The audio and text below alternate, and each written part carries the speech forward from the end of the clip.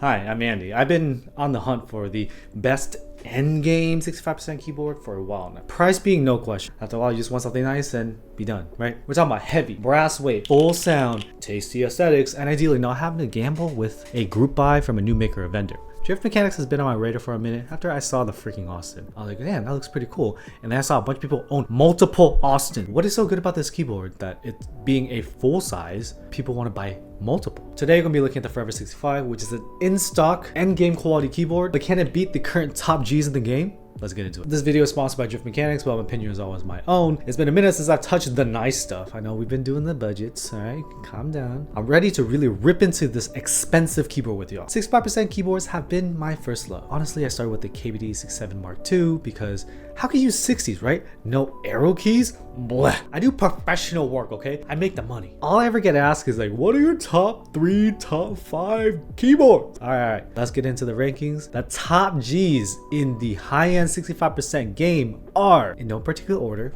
Chimera 65, Keyco 165, House, Marisi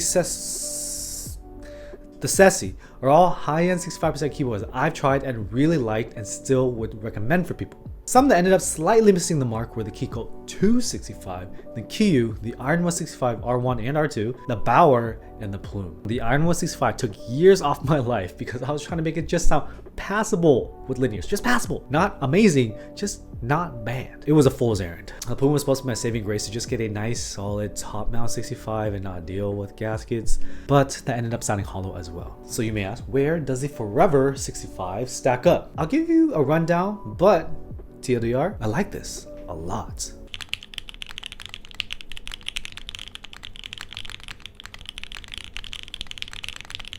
So the common thing about the above keyboards is the group buy model. So if you're new here, group buys are basically pre-orders or Kickstarters where you pay first and you get the item later. So in terms of months, 4 months, 6 months, 8 months, or sometimes even a year plus later if there's delays. With that model, the price of the keyboard is cheaper because you're basically funding the project from the start. The maker doesn't have to buy all the units up front, make the order to the factory, and then wait to sell it later. This allows more smaller makers to be able to make boards, but for the buyer, it kind of sucks because you're waiting forever and they don't really pay you interest on the money they borrowed from you. Yeah, but the interest is kind of in the cheaper price. The Forever65 from Driftmechanics is an in-stock sale. That means Driftmechanics fronted the cash for the entire project and buyers won't have their money locked up for months to get a keyboard.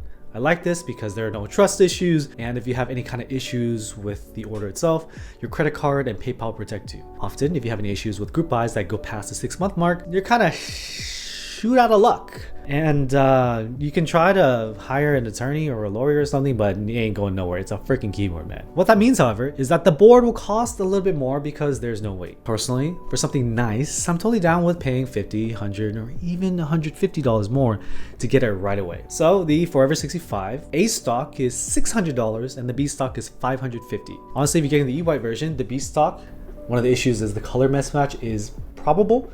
You're not really going to notice any issues with white, okay? But with the purple and the B stock, you may notice it. So keep that in mind when deciding between A stock or B stock. If you're me, I get the B stock E-White. Today's showcase is going to be much more detailed since the keyboard is much more money, okay? That's 600 buckaroos, man. We've been talking about the budget boards at under $200. There's like 3 of those. I want you to be sure of your purchase decision and hopefully sharing my experience. The past 3, almost 4 years of being a keyboard degenerate can help you get there. Throughout my testing of high-end keyboards, I bought the Bauer aftermarket, the Keyco aftermarket. I wasn't winning any raffles, bro, so I had to make it happen myself. Beyond the keyboards I've tried, there were some that had high acclaim, but were off the main beaten path. They didn't have the brand recognition of the other boards. Those would be the Tip 65 Plus and the Forever65. And I'm really glad that I got to try the Forever65 here today. When I looked at this, bro, I honestly thought this was like a cheap copy because we had the Key 65 and that was like an okay 65% keyboard, more like the mid tier. So that's kind of like the tier of the Think 6.5. And I thought this was more like that. It had the top right blocker that's similar to the Kiyu and the Iron 165. The Keycoat style midweight. And I was like, another gasket keyboard? Boring. I was kind of on the O-ring hype, okay? Upon further inspection after getting in hand, there's some details to appreciate. The side has some nice lines that aren't overdone. The mid piece does not wrap all the way around and actually ends at a nice little blade looking thing. One of my favorite design elements at the front is the subtle cherry lip in the front. It helps it feel a bit more low front height, feel more comfortable, and it looks cool. Like, it helps break up the rectangle look of a board rather than just a wedge. Top right blocker says Forever in Chinese. It just is what it is. You either like blockers or you don't. Without a blocker, then these all look like KBD67 Mark IIs. I'll show you what non-blocker looks like. KBD67 Mark II, baby.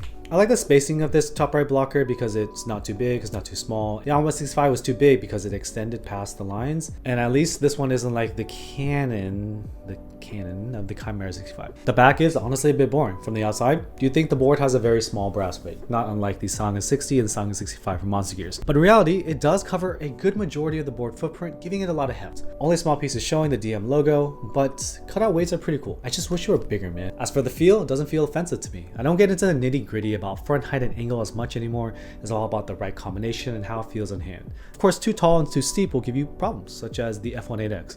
That's like normal front height, but like super steep angle. The angle here is 7.5 degrees and the front height is 18 millimeters. That's a nice lowish front height. The low would be 17.5 millimeters and below, but when you start using them short boys, it's really hard to transition between keyboards to something with a regular front height of like 18, 19, 20 millimeters. So if you're looking at specs for keyboards, personally, I think 21 millimeters and above is too tall, and anything steeper than 8 degrees, I get concerned. The build process of this keyboard is pretty straightforward. It's a top and bottom piece, pour on gaskets that you put onto the case, and then you drop your plate in there, and then you screw it together in the back. No hidden screw design, there's rubber feet.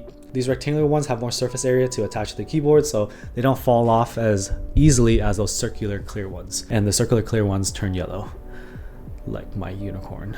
As you can tell from the stream, I opened this up, it was already kind of built. The prior builder kind of messed up the gaskets. It kind of overhung and then got sandwiched in and got squished. And that's just what happens with these pour-on gaskets. It's really hard to place them and it's kind of like a one-time deal. So I ended up just trimming off the excess with some flush cutters. The daughter board is hidden underneath the weight, which is great. No loose JSC cable that could interfere with closing it up like the plume. Man, the plume was annoying in so many ways. The problem is the JSC connector is designed for someone to build once, just once, and never take it out afterwards. I confirmed this with Drifting Bunnies. He didn't expect people to tinker every single day and buy new switches every week, like Zaku 2s or something. There's no little clips to stick in your nails to pull out to rebuild. It's low profile for sure and has less clearance issues, but being forced to pull out by the cable does not feel reliable or safe. And there is a real risk to this because if you rip off the GHC connector, that's bad news bears. You could possibly rip off the pads for the connector.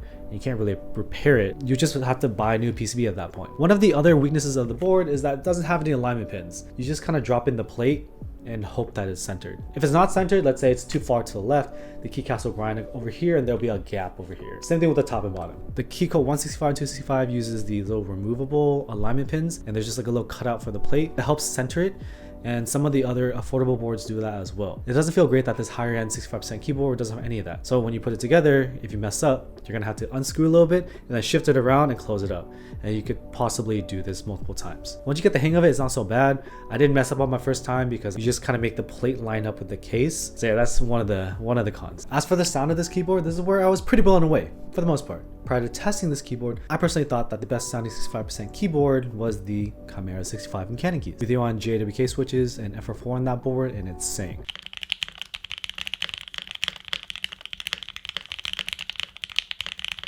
Nice and full gasket sound. It was really hard to beat. Even though the Keycode 165 was a nice gasket sound as well,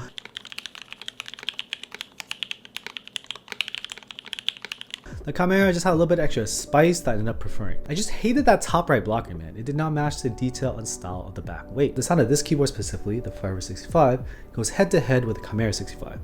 Deep, smooth gasket sound. Thoughts. We use Gateron Oil Kings on palm, a very reliable combination. Gateron Oil Kings are very similar to Gateron Inks. Gateron Inks sound good on palm, especially on a gasket mount board, so good to go here. These Oil Kings were hand lubed by Lume Keebs. Even though there's already factory lube on Oil Kings, you don't technically have to relube them, but they're a little bit inconsistent from the factory. So if you want a good, clean, consistent sound in a nicer keyboard, it's well worth the time to take it apart, lube and film them. The spacebar is stellar, even though we did not cheat. I had to cheat with the carbon fiber plate of my Kawaku because the spacebar sounded a bit thin. If you use a long pole switch in the spacebar, it really helps the sound. Or you can use the heavy spring so that you don't smack the spacebar as hard. If you hit this spacebar softly, it sounds better.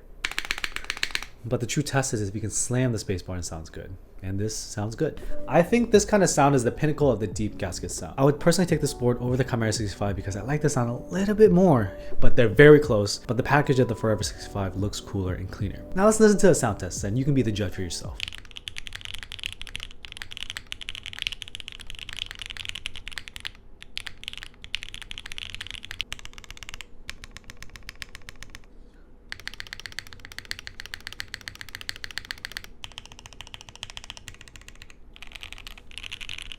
So this keyboard does, however, have similar weaknesses that I've heard in the Keycaps 265 and the Vega. Some weakness in the left modifier keys.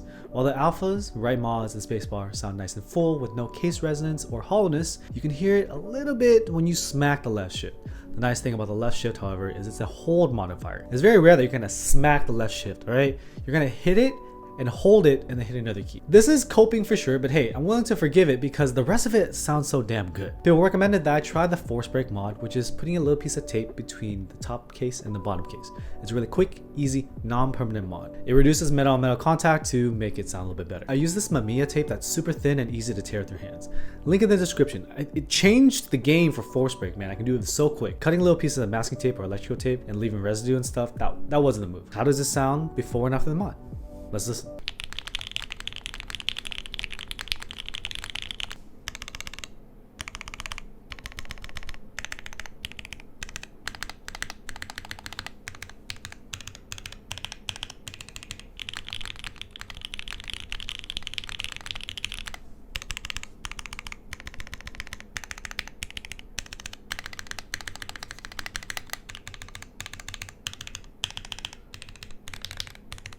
And the million-dollar question is, how does it compare with the Kohaku?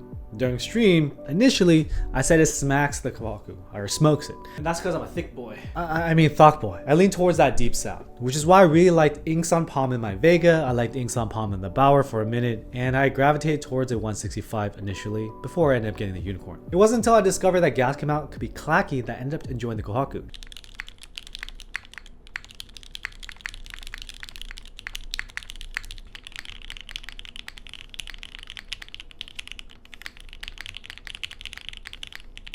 And that was thanks to the PC Yeti from Kitty fans. Now if you're looking for that deeper gasket sound like in the Chimera 65, but you don't like the Chimera 65 blocker or the aesthetics of it, and you don't want to wait for a group buy, and you don't care about the polycarbonate Chimera, the Forever 65 is going to be right up your alley. Prior to this, I think the Chimera was my #1 gasket 65% keyboard choice, with the caveat that I didn't love the aesthetic. I think the Forever 65 can definitely go toe to toe with it. At the end of the day, the decision is going to be based off of your preference. Want a cleaner, angular look and deep sounds? Go for the Forever 65, especially in stock for $600. I mean, $600 is a little bit more money, but this could be the last 65 that you ever need. And if you want to save a little bit of dough, go for the B stock of $550, especially if you're going with the E white. Want the curves, the two-tone look, and don't mind the blocker? Go with the Chimera 65. If you want a clackier gasket and a softer typing feel, go for the Kohaku.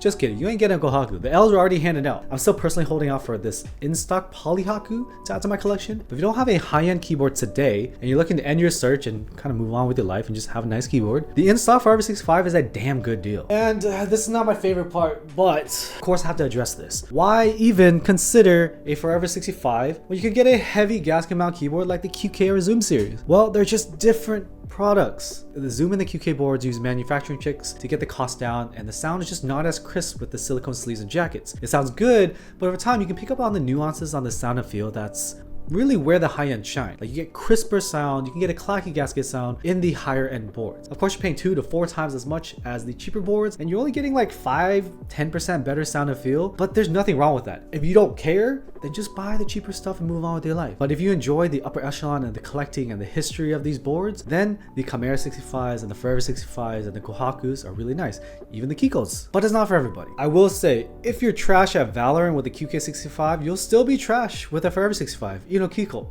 Trust me. Thanks to Driftmechanics for sponsoring the showcase and sending me this keyboard to try. It lived up to the acclaim. I'm definitely going to be sad to send it back. I will dream of getting my own forever though. Thanks for watching. I'll see you in the next one. Peace. Wait, 1 second. If you made it this far, thank you. For the next minute or two, I'm actually just gonna complain. All I'm gonna do is complain about the high-end keyboards, so you know my personal distaste and why I liked some and didn't like some. So, Chimera 65. I love the sound, I hate the look. The top right blocker looks like something between my legs. It doesn't match the detail of the back weight. I love the back weight. I wish the back was on the front and the front was on the back. The Keyco 165, Keyco's been falling off. They've been really screwing up their manufacturing. I don't feel great about personally owning a Keyco board. The Keyco 265, man, that thing was really beautiful, but building it was the worst experience I've ever had in my entire life. I hate it. The house sounded great as a top mount board, but at the end of the day, it's basically a clone of the 910. The Marisi Sessi was great sound. It's a top mount as well, but it looks boring. It looks old. The Q is just a very stiff mounting. It's like this weird combination mount, and it doesn't sound full. The I-165 looked great, heavy, and oh, I wish it sounded better. It was designed with tactiles in mind, so linear sounded booty in it. Bauer, great deep sound, but once I tried different switches in it, both Telios and Inks sounded exactly the same. Telios are clacky, Inks are deep. What the hell's going on here? That's it. That's all the boards I've tried. There's other boards, but they are just kind of okay. Honestly, these days, I'm just getting a board that I'm willing to live with the imperfections. You can chase for the perfect sound, best value, best aesthetic forever, and you'll just be broke. Maybe just find one that you can enjoy personally, and then get off the internet. All right, thanks. Peace.